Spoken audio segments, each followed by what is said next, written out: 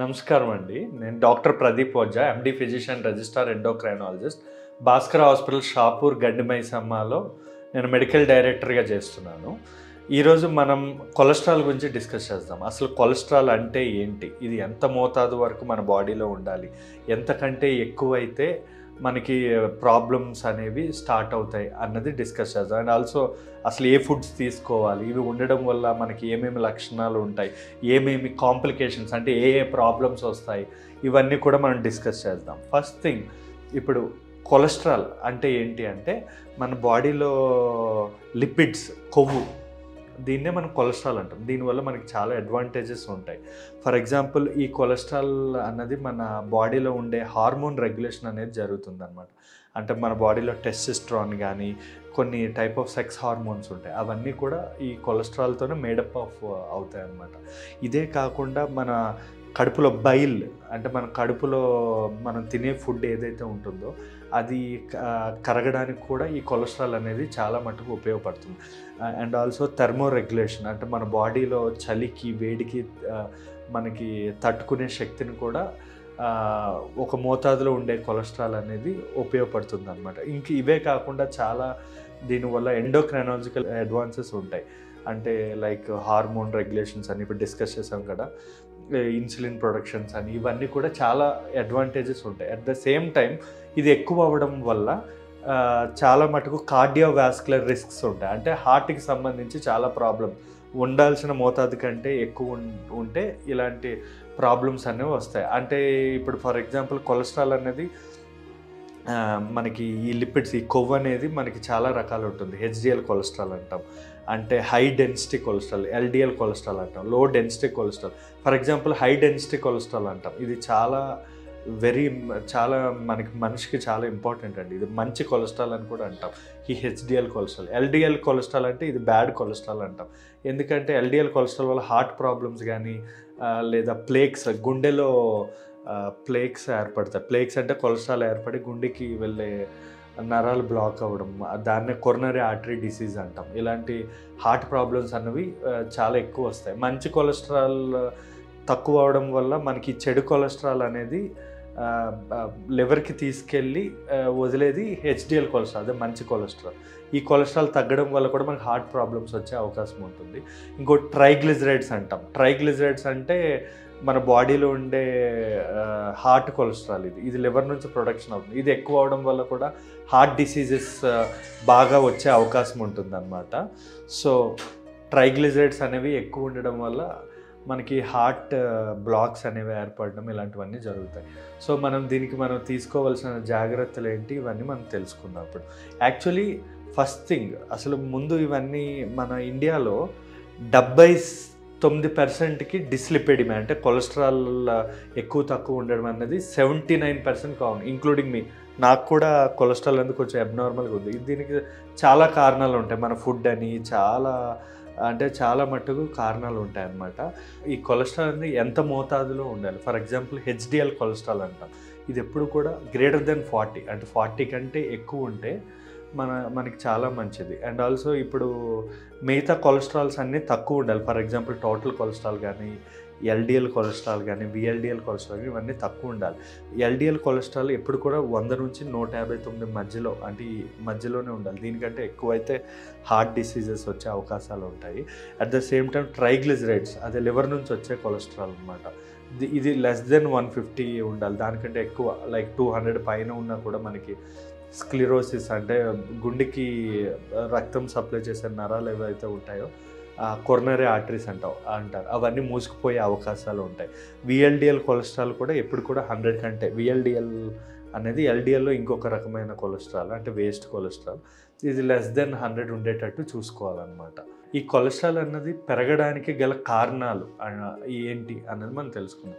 Maximum cholesterol అనేది మన habits వల్ల పెరుగుతుంది. అండ్ ఆల్సో హెరిడిటరీ, వంశపారంపరంగా కూడా మనకి కొలెస్ట్రాల్ అనేది లైక్ మంచి కొలెస్ట్రాల్ తక్కువ ఉండడం, చెడు కొలెస్ట్రాల్ ఎక్కువ ఉండడం అనేది వంశపారంపరంగా కూడా వచ్చే అవకాశాలు ఉంటాయి. ఇవి కాకుండా అన్హెల్దీ హ్యాబిట్స్, ఫర్ ఎగ్జాంపుల్ బాగా స్మోకింగ్ చేసే వాళ్ళు మంచి కొలెస్ట్రాల్, హెచ్డిఎల్ కొలెస్ట్రాల్ తగ్గి బ్యాడ్ కొలెస్ట్రాల్, ఎల్డిఎల్ కొలెస్ట్రాల్ అనేది పెరిగే అవకాశాలు చాలా ఎక్కువ ఉంటాయి. ఇవే కాకుండా బ్యాడ్ ఫ్యాట్స్ అంటాం, అంటే లైక్ ఈ బిస్కెట్స్ అని బయట ఫాస్ట్ ఫుడ్స్ అంటే రీయూజ్డ్ మాటికి రీయూజ్ చేసిన ఆయిల్స్ యూజ్ చేయడం వల్ల, బేక్డ్ ఫుడ్స్ వల్ల, లేదా బాగా డీప్ ఫ్రైడ్ ఫుడ్స్ తీసుకోవడం వల్ల కూడా మనకి ఈ బ్యాడ్ కొలెస్ట్రాల్ అనేది పెరిగిపోతుంది. మీకు చెప్పా కదా, బ్యాడ్ కొలెస్ట్రాల్ అంటే not only LDL cholesterol, triglycerides, VLDL ఇవన్నీ కూడా బ్యాడ్ కొలెస్ట్రాల్స్ అనేవి మోతాదు కంటే ఎక్కువ పెరిగే అవకాశాలు ఉంటాయి అన్నమాట. ఇవే కాకుండా బరువు, ఊబకాయం ఉన్న వాళ్ళు కూడా,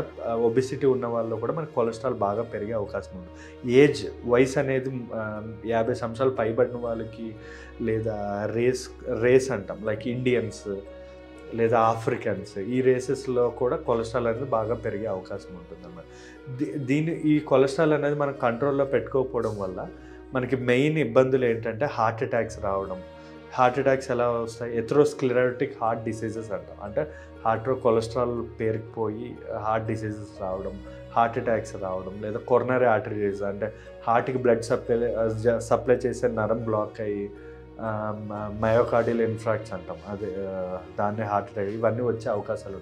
ఇవే కాకుండా ఎండోక్రైనాలజికల్గా బీపీ పెరగడం, షుగర్ పెరగడం, లేదా some type of sex hormones imbalance అవ్వడం, ఇలాంటివన్నీ కూడా ఉంటాయి. ఇవి మనం మెయిన్గా తగ్గించుకోవడానికి మనం చేయాల్సిన మెయిన్ ఏమిటి అంటే లైఫ్ స్టైల్ మోడిఫికేషన్. అంటే మన జీవన విధానంలో చాలా మార్పులు ఫుడ్ డైట్లో కానీ చాలా మార్పులు తీసుకోవాలి. లైక్ రెగ్యులర్ ఎక్సర్సైజెస్ చేయడం, స్మోకింగ్ తగ్గించుకోవడం, స్ట్రెస్లో ఏమవుతుందంటే స్ట్రెస్ ఎక్కువ అవడం వల్ల కార్టిజోల్ లెవెల్స్ పెరుగుతాయి.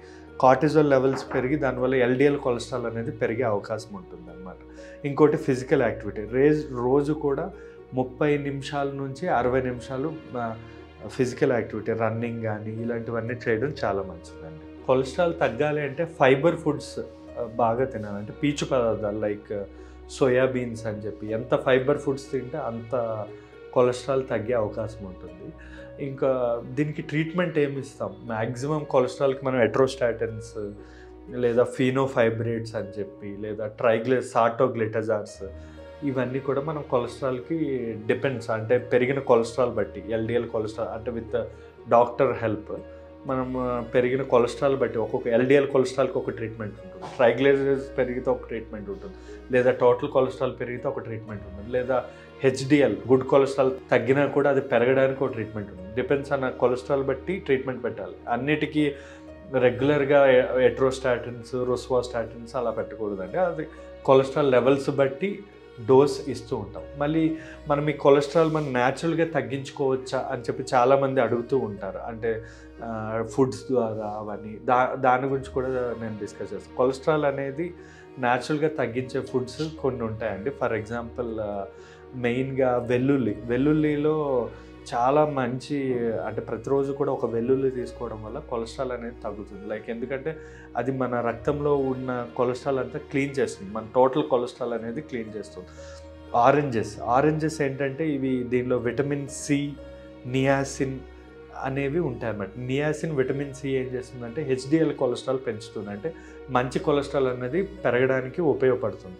ఇంకా బాదం, ఎందుకంటే దీనిలో మోఫా అంటాం, మోనోసాచురేటెడ్ అన్ఫ్యాటీ యాసిడ్స్ ఉంటాయి. ఇది కూడా మనకి కొలెస్ట్రాల్ అనేది లిమిట్లో ఉంచడానికి బాగా ఉపయోగపడుతుంది. ఫిష్ అనేది ఒమేగా-3 ఫ్యాటీ యాసిడ్స్ అంటాం, దీనిలో ఉంటాయి. దీనివల్ల ఏంటంటే ఎల్డిఎల్ కొలెస్ట్రాల్, చెడు కొలెస్ట్రాల్ అనేది తగ్గుతుంది. మనం ఇప్పుడు రెగ్యులర్గా యూజ్ చేసే సన్ఫ్లవర్ ఆయిల్ కానీ, లేదా యూజ్ చేస్తూ ఉంటాం కదా, పల్లీల ఆయిల్ యూజ్ చేస్తాం, that is completely not good actually. వీలైతే ఆలివ్ ఆయిల్ యూజ్ చేయండి, like organic olive oil, virgin olive oil అని దొరుకుతాయి. దానివల్ల కూడా మన కొలెస్ట్రాల్ అనేది మన బాడీలో అబ్జర్వ్ అవ్వదు. ఇప్పుడు తీసుకునే ఆయిల్స్ ఏవైతే ఉన్నాయో దానివల్ల చాలా మనం ఆ ఆయిల్స్ని మనం నమ్మలేం, దానివల్ల ఖచ్చితంగా కొలెస్ట్రాల్స్ అనేవి పెరుగుతూ ఉంటాయి. అండ్ ఆల్సో పొద్దున పూట గ్రీన్ టీ కానీ, లెమన్ టీ కానీ, లేదా ఆవకాడో, సోయాబీన్స్, డార్క్ చాక్లెట్, ఇవన్నీ కూడా మన కొలెస్ట్రాల్ తగ్గిస్తుంది. అండ్ ఆల్సో ఇవన్నీ వెయిట్ లాస్ కూడా ఉపయోగపడుతుంది. మన కొలెస్ట్రాల్ తగ్గడం వల్ల ఒబిసిటీ కూడా తగ్గుతుంది, అంటే బరువు కూడా తగ్గుతుంది. కొన్ని టైప్ ఆఫ్ ఇంజెక్షన్స్, లిరాగ్లూటనైడ్స్ లేదా ఒబిలైట్ ఉంటాం, ఓర్లీస్టాట్స్ అని చెప్పి, ఇవన్నీ కూడా మనకు కొలెస్ట్రాల్ తగ్గించడానికి బాగా ఉపయోగపడుతుంది.